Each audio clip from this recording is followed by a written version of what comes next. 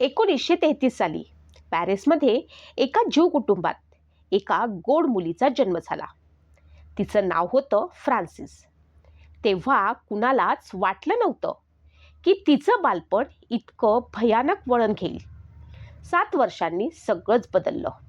1940 मध्ये तिचे वडील रॉबर्ट यांना जर्मन सैन्यानं पकडलं आणि ऑस्ट्रियातील युद्धकैद्यांच्या छावणीत नेलं. तिथून त्यांनी घरी एक छोटासा संदेश पाठवला, पळा, लगेच निघा, थांबू नका. फ्रान्सिनची आई मार्सेल यांनी तो संदेश ऐकला. 1942 मध्ये त्यांनी आपल्या 9 वर्षाच्या मुलीचा हात धरला आणि सीमेकडे निघाल्या. पण वाटेतच दोघींना अटक झाली. रॉबर्ट युद्धकैदी असल्यामुळे आई मुलीला लगेच ठार मारलं नाही, पण त्यांना बंधक म्हणून ठेवण्यात आलं. पुढची 2 वर्ष त्यांना फ्रान्समधील वेगवेगळ्या छावण्यांमध्ये फिरवलं गेलं. पॉयटियर्स, ड्रान्सी, पिथिव्हिय, ब्युनो ला रोलांद.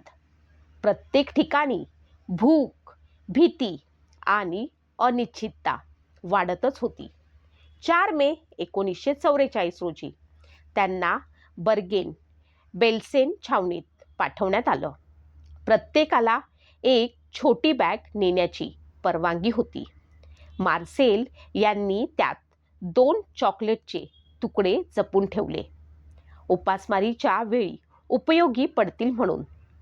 त्या छावणीत आयुष्य म्हणजे रोज थोडं थोडं मरत राहणं. भूक, आजार, मृत्यू अशा हळूहळू संपत होती. तेव्हा फ्रान्सिन फक्त 10 वर्षांची होती. एक दिवस तिने एका स्त्रीला पाहिलं. ती गर्भवती होती, एकटी पडलेली, प्रसूती वेदनांनी तडफडत होती. तिच्यात ताकदच उरली नव्हती. फ्रान्सिनने खिशात हात घातला. तिला चॉकलेटचा तुकडा जाणवला.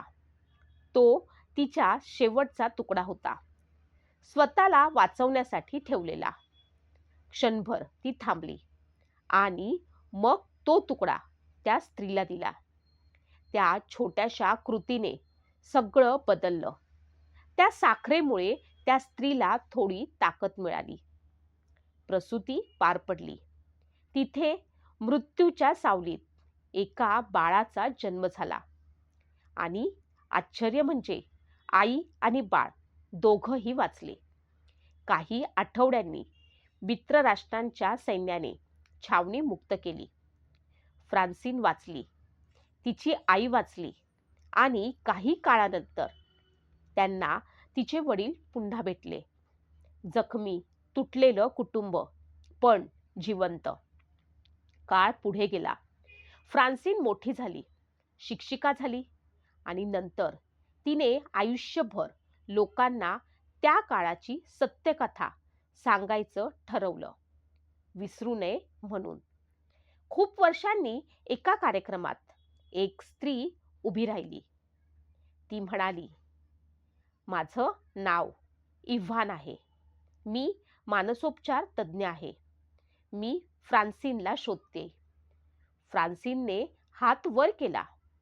त्या स्त्रीने तिच्या हातात काहीतरी ठेवलं. तो होता चॉकलेटचा तुकडा. ती शांतपणे म्हणाली, मी तेच बाळ आहे.